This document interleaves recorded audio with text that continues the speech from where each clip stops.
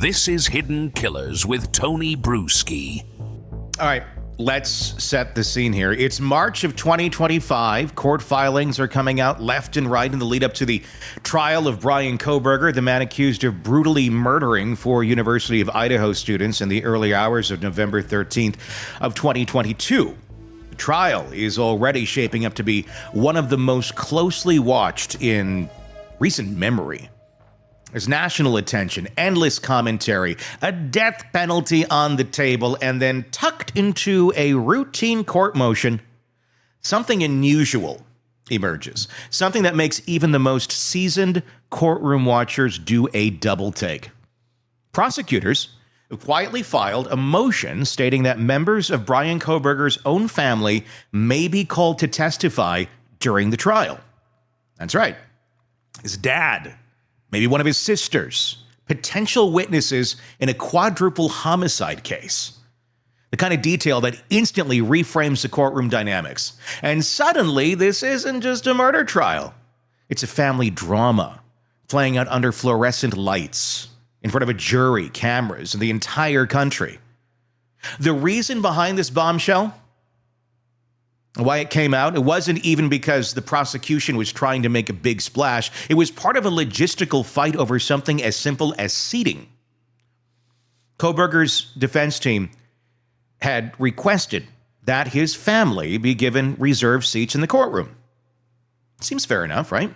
Families of the accused often want to be there, want to show support, to be visible as a show of humanity. But the state objected. They weren't doing it to be cruel or petty. They were simply following the rules. If someone on the witness list, if you are on the witness list, you can't sit in court before you testify. It's called sequestration. It's not optional. It's there to make sure that witnesses aren't influenced, consciously or not, by hearing other testimony before giving their own. You can't unhear something, you know? It is what it is. So when the prosecution pointed this out, it essentially confirmed what had been quietly a possibility until that point. Members of Bryan Kohberger's own family are considered material witnesses by the state, and that makes them, at least for now, potentially part of the case against him.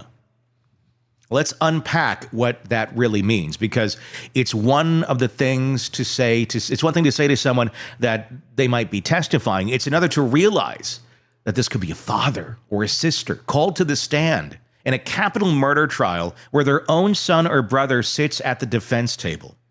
This isn't Law and Order. There's no dramatic music swell, no ad break to collect yourself. It's just human beings under oath trying to reconcile love, grief, fear, and truth, all under the most excruciating pressure imaginable. So why would the state want to hear from them? What do they know that could possibly be relevant to a murder case that happened 2,500 miles away from their Pennsylvania home? Well, let's start with Bryan's father, Michael Kohberger. He's not just Bryan's dad. He was also the passenger in Bryan's car during a very important drive, mind you. In mid-December of 2022, just weeks after the murders, Bryan and his father drove from Pullman, Washington, where Bryan was a grad student, all the way back to Pennsylvania for the holidays. That's a cross-country road trip over 2,500 miles, and it happened while law enforcement was quietly closing in on the suspect. At that point, the public didn't know much, but investigators did. They had surveillance footage. They had an idea about the suspect's car, and they were watching.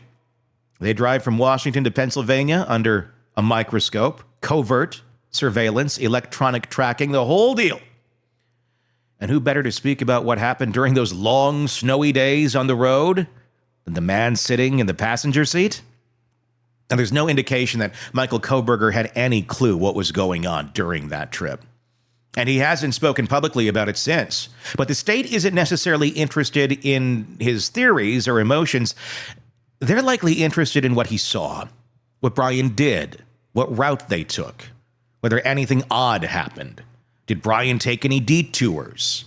Was he quiet, agitated? Did he stop anywhere unexpected? Did he dispose of anything?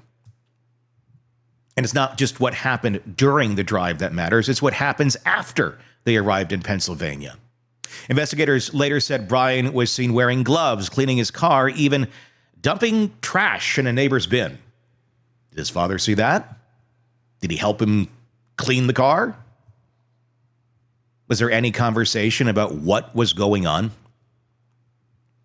Again, this isn't about guilt by association at all. Michael Kohberger has not been accused of anything. But in the cold world of trial prep, it's a big deal. He's a potential source of firsthand information, and that makes him valuable. Then there's the sister, one of Bryan's two older sisters, both of whom were living in Pennsylvania at the time. Reports first surfaced through NBC's Dateline suggest that one of them had concerns about Bryan when he came home that December. She noticed a few things, allegedly, that made her uneasy. Bryan was wearing latex gloves around the house. Oh, that's just Bryan. Consistently. Not for chores, just always, allegedly. And he drove a white Hyundai Elantra, the exact make and model police had been linking to the crime scene. He was living just a few miles from the murders while attending school himself. To her, that just wasn't a coincidence, allegedly. She reportedly voiced her concerns out loud. She allegedly even urged the family to check Bryan's car, and they did. Now, nothing suspicious was reportedly found during that impromptu search, but that doesn't mean it didn't happen. And if it did, if one of Bryan's sisters can recount what she observed, what she felt, what she said, what others in the family said, that could become powerful courtroom testimony. It's important to emphasize that there's no indication that this sister is eager to testify. In fact, it's likely the opposite. Who wants to be on the stand in this kind of a trial? But in a murder case, the law doesn't really care about your comfort level. If you have relevant information and you are not protected by a legal privilege, you can be called to testify. And it's exactly what the state seems to be signaling here.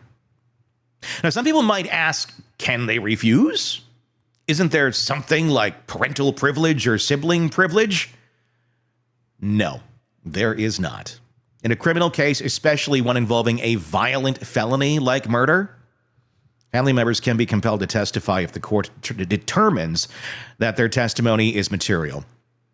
There are some exceptions, spousal privilege being the most common, but even that has its limits, especially when the spouse is a witness or a participant in certain conduct. So unless Bryan's family and his family members are planning to invoke the Fifth Amendment, which would imply self-incrimination, and again, there's no evidence that they've done anything wrong, they're likely to have to take the stand if they're subpoenaed. And when they do, they won't be offering opinions or speculating. They'll be expected to stay with the facts. What they saw, what they heard, what they did. Nothing more, nothing less. From a human perspective, this is a brutal proposition to be in. You're dealing with the emotional wreckage of having a loved one accused of something unspeakable. You're trying to grieve the lives that were lost because you're still human and still horrified. And at the same time, you're trying to make sense of the person you thought you knew. Then the legal system calls. And you're asked to do the unthinkable. Get up in the court and say things that might help put your own child, your own sibling, to death or life behind bars. And let's be clear, Bryan Kohberger is facing the death penalty. Prosecutors in Idaho announced their intent to pursue capital punishment months ago. So for his family, this isn't just a legal proceeding, it's a possible life or death moment. And the idea that, in their own words, spoken under oath, might be used to help convict him, that's something no parent or sibling ever imagines they'll face. It's also worth noting that this kind of thing is incredibly rare. Not unheard of, but rare. Most criminal cases never reach this level of intensity, and in most cases, the defendant's family doesn't have information that's directly relevant to the crime. But here, because of that cross-country trip, because of that time spent together, because of those early warning signs during the holidays, Bryan's family is more than just emotionally involved. They're potentially fact witnesses, and that's a distinction that changes everything. So what happens next? That depends on whether the prosecution follows through and actually calls them to the stand. The final witness list is due in April. Until then, we won't know for sure, but based on the court filings and the state's objections to their court presence, it's a strong indication that at least one family member is being seriously considered as a witness. And if that happens, the courtroom will have to adjust. The judge will need to enforce sequestration rules. That means Bryan's parents and his sisters won't be allowed to sit in the gallery and watch the trial, at least not until they've testified. That's standard procedure. But for a family trying to support a son through the most harrowing experience of his life, it's another blow. Another barrier, another reminder that the system, for all its rules and fairness, can still feel incredibly cold. It's not about punishing the family. It's about protecting the integrity of the process. Still, the emotional toll is undeniable.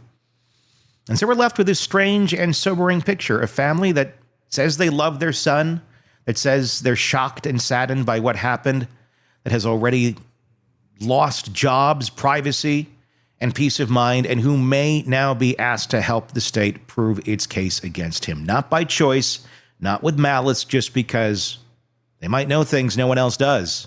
And if you're Bryan Kohberger sitting at that defense table, watching the door open and seeing your own father or your sister walk towards the witness stand, what does that feel like? We'll never know. But it's one more layer to a case that's already full of tragedy, one more moment where the lines between justice, family, and heartbreak blur in ways no one can quite explain. Now let's take a step into another area of this case. Take a step back, not to the courtroom, but to the days just after the arrest, the public statements, the emotional fallout, and how Bryan's family handled the sudden transformation from anonymous suburban parents to the most talked about people in the country. It was New Year's weekend when the country first heard from Bryan Kohberger's family, just days after he was arrested for the murders of 4 University of Idaho students. The Kohbergers released a statement through his public defender. It wasn't long or emotional, but it said a lot, maybe more in what it didn't say than what it actually did. The message began with something simple, an expression of sorrow for the victims' families. There are no words that can adequately express the sadness we feel, it read. And then in the same breath came the pivot. The family asked the public to honor Bryan's presumption of innocence. They said they loved him, they would support him, and they would cooperate fully with law enforcement. It was a careful statement. One, they tried to strike a balance between grief for the victims and loyalty to their son. And when you read it slowly, you can almost feel the tightrope they were walking. Because on one side, you have an unimaginable horror, a crime that stunned a college town and captured national attention. And on the other, you have your child in handcuffs, accused of carrying it out. That balance between public sympathy and private loyalty has defined the Kohbergers' family role in this story ever since.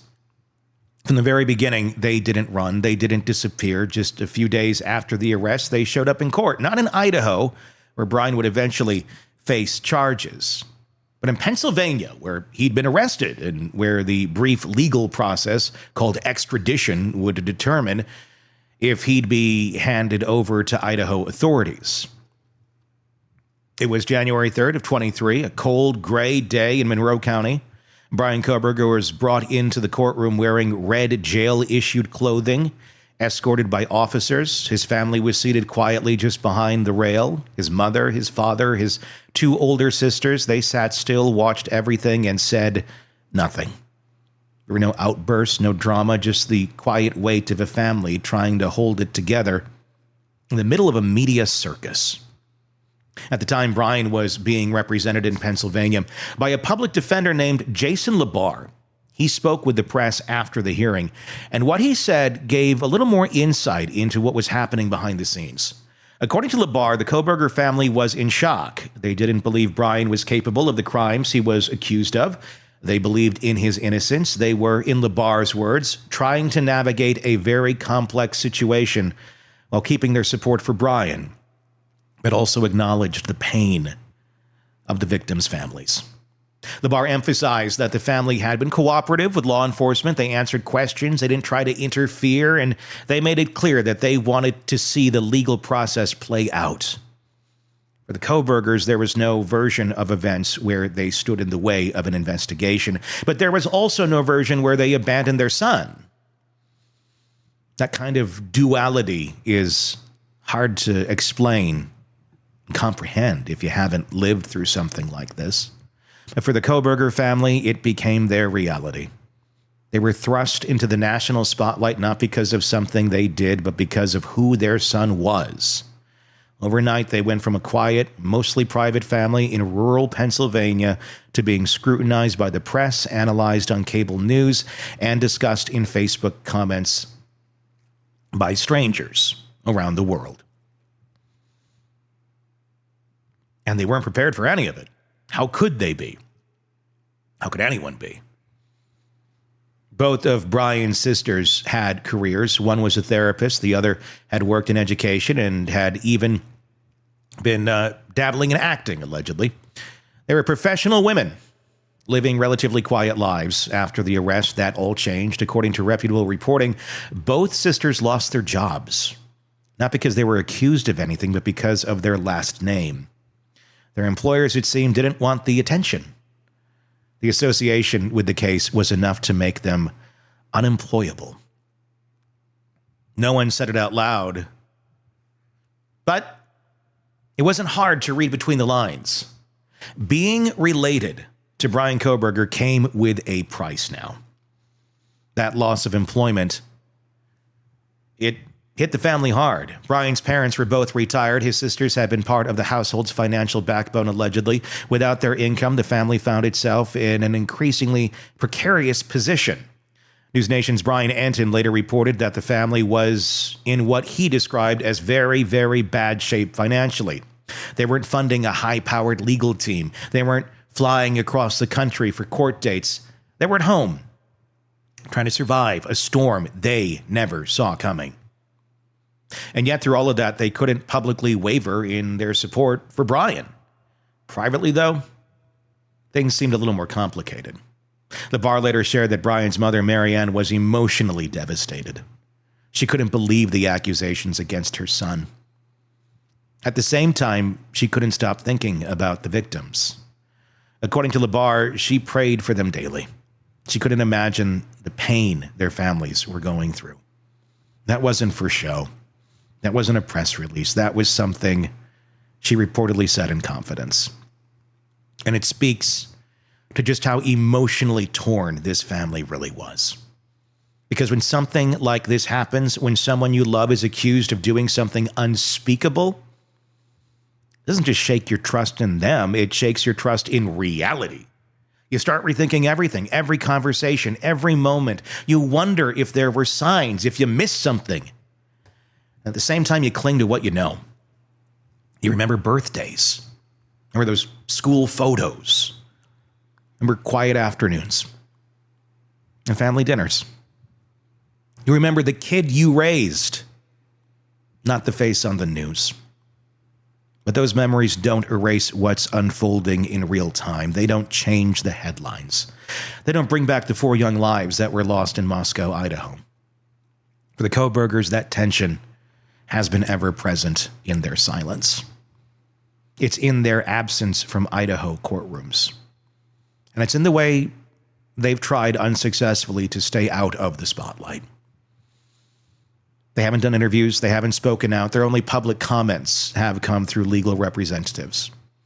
After that initial statement in January of 23, they've kept their distance, and not just from the media, but from the trial itself. As far as we know, they haven't visited Bryan in jail in Idaho. That's not necessarily because they don't want to. According to reports, it's a condition or a combination of factors: distance, finances, and of course, the complications that come with possibly being called as witnesses. That doesn't mean they've cut ties with Bryan. News Nation reported that the family stays in regular contact with him through phone calls. The exact nature of those conversations isn't public, and it probably never will be. But the fact that they're still in touch says something. It says that in spite of everything, they haven't let go. And that may be the hardest part of all. Imagine being a parent or a sibling in that position. You're horrified by what happened in Idaho. You grieve for the victims, even though you've never met them. At the same time, you talk to your son, your brother, now accused of those very crimes. You listen to his voice on the phone. You hear him say he's innocent. Maybe. And maybe you believe him. Maybe you want to believe him. Or maybe you don't know what to believe anymore. That's not a place most of us can imagine. But that's where the Kohberger family has been living since the morning of December 30th, 2022. And as the trial draws closer, that pressure only builds. The world wants answers. The media wants footage. The courtroom wants witnesses. But the Kohbergers, they're just a family caught in the eye of a storm they never asked to be a part of. And that's the truth, at least as we know it. There's no public unraveling, no press conferences, no books or interviews, just a family trying to survive the fallout of something they did not see coming. But behind the silence, there's something else. A moment from before the arrest, before the cameras, before the statement, a moment when one of them noticed something that didn't sit right. A moment when questions were asked privately, quietly, with some growing dread. And that moment, that's where we're up to next. Let's go back to December of 2022. It's winter in Pennsylvania just before the holidays. Snow's on the ground. Christmas lights are up. The usual quiet of a rural neighborhood. Bryan Kohberger has just driven across the country from Washington State University, where he's finishing his first semester as a PhD student in criminology. He's made the drive with his dad, Michael.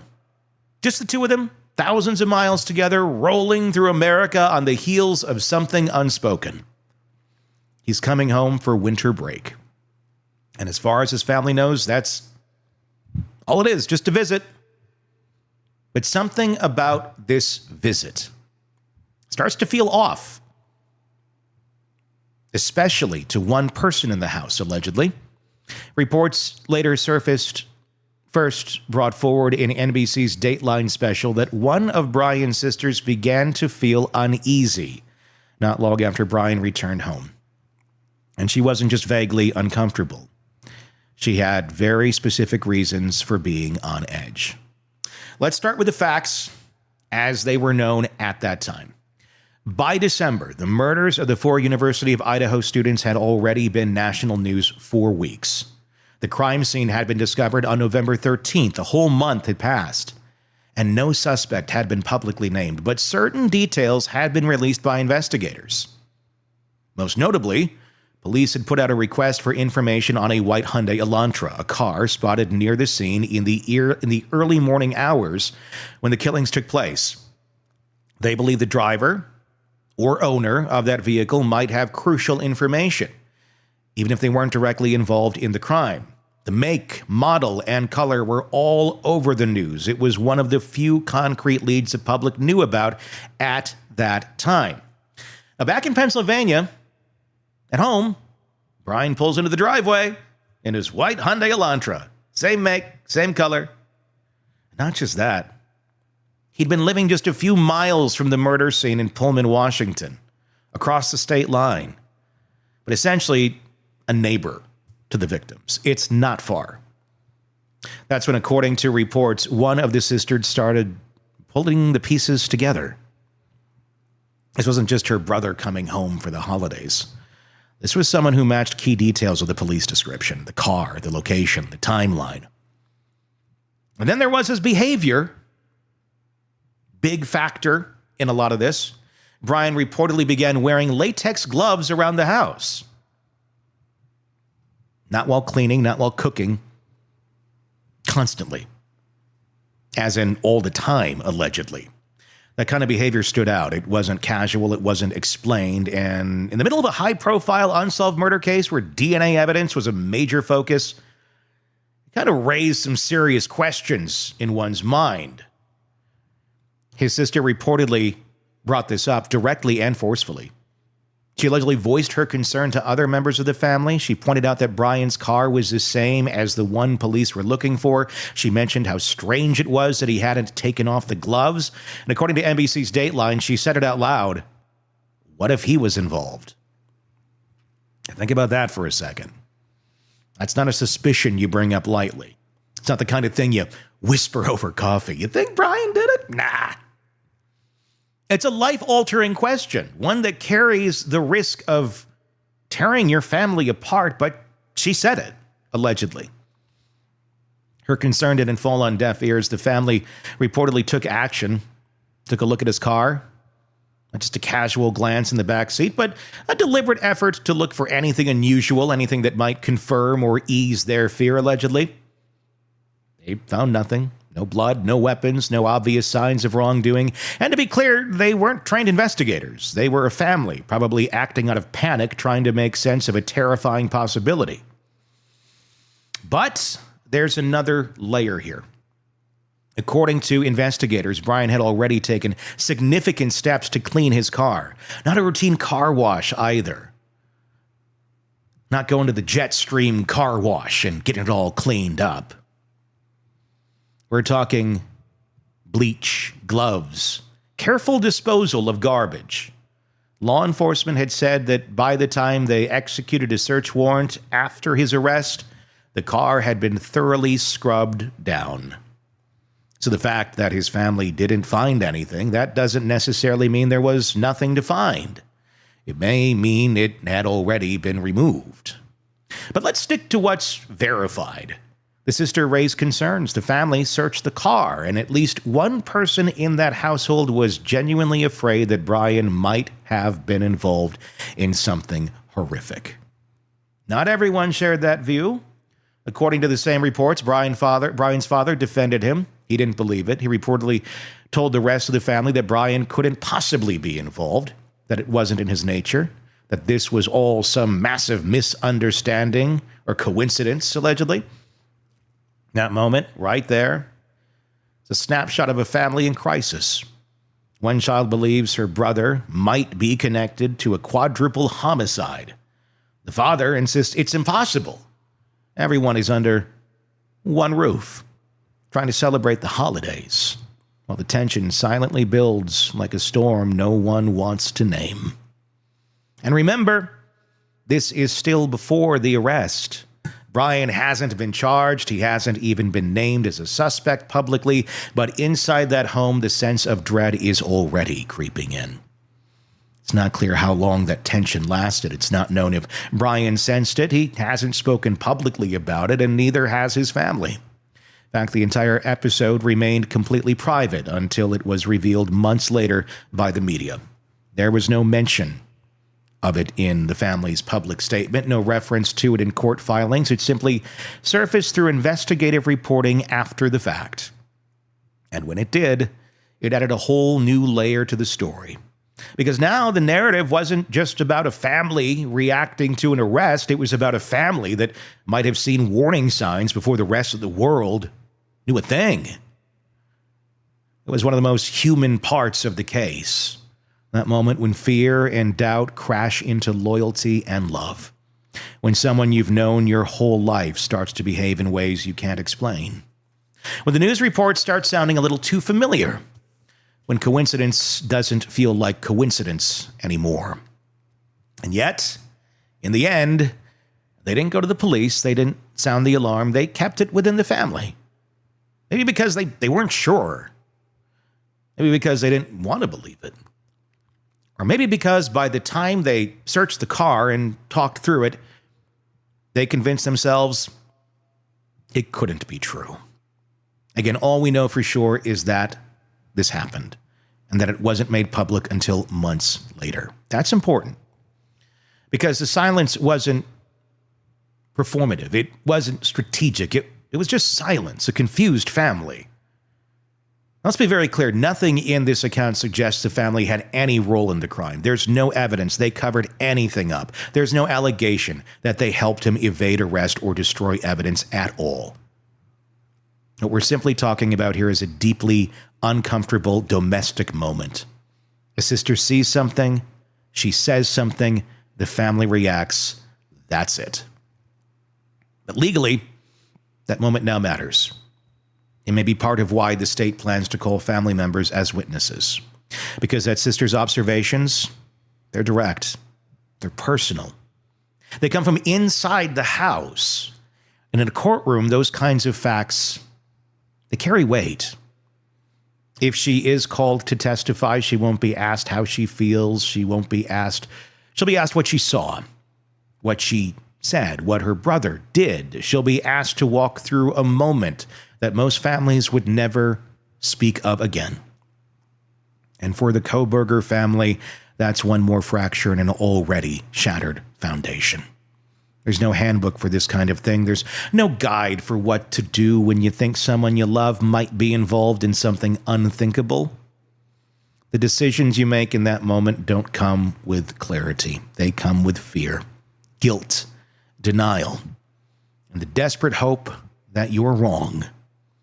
For one sister, that moment came in December of 2022, long before the mugshot, long before the indictment, long before the headlines. And in that quiet Pennsylvania house just days before Christmas, the doubt started to take root. What do you guys think? Let us know in the comments.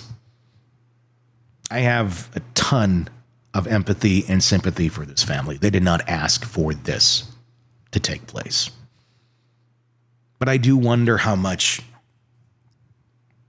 they kind of deep down had a suspicion. I don't want to say they knew, because I do not believe that they knew that this was him. But let's be honest. We know the characters of the people that are close to us. And sometimes in a family dynamic, you know characters that you otherwise wouldn't be spending any time with if they weren't your family. And sometimes those characters are odd, strange, maybe even possibly dangerous, possibly even criminal. But you don't know what you don't know. And in many cases, it's just that. They're the odd duck. It is what it is. Rarely does it come this far. And I hope that family somehow finds a way to move on from something that they did not deserve to have to be a part of. Again, tell me your thoughts in the comments. I would love to hear them. And be sure to press subscribe wherever you are downloading podcasts so you don't miss any of our reports. And on YouTube, hit that bell, hit subscribe. Let your friends know we exist. Share this video. It helps us grow and reach more. And thank you for that support. I am Tony Bruschi. Stay with us. Want to stay on top of the latest true crime cases? Press subscribe now and never miss a breaking update from the Hidden Killers podcast and True Crime Today. The mansion was pristine, gleaming marble floors, priceless art, not a speck of dust in sight. But beneath all that luxury, secrets, dark ones, the kind that send a chill down your spine when you realize someone's watching. And the housekeeper, she saw everything. The late-night visitors, the missing jewelry, the glass of wine that was only half finished before she disappeared. Some say the husband was heartbroken. Others say he was just waiting for the insurance check to clear. But if she had just been prepared, if she had just known the patterns of these kinds of crimes, If she had only subscribed to True Crime Today Premium Plus on Apple Podcasts, where she could listen to Hidden Killers with Tony Bruschi, ad-free, and before everyone else, she could have gotten out. Instead, well, let's just say her final paycheck is still sitting in the mailroom. Don't make the same mistake. Subscribe now to True Crime Today Premium Plus on Apple Podcasts.